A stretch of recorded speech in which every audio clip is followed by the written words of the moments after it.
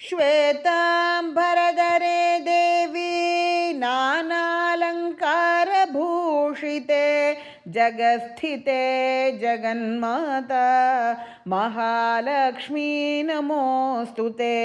महालक्ष्मी अष्टकं स्तोत्रं यः पठेन् भक्तिमान् नरः सर्वसिद्धिम् अवाप्नोति राज्यं प्राप्नोति सर्वदा। एककाले पठेन्नित्यं महापापविनाशनं द्विकालं यः पठेन्नित्यं धनधान्यसमन्वितः त्रिकालं यः पठेन्नित्यं महाशत्रुविनाशनं महालक्ष्मी भवेन्नित्यं प्रसन्ना वरदा शुभा।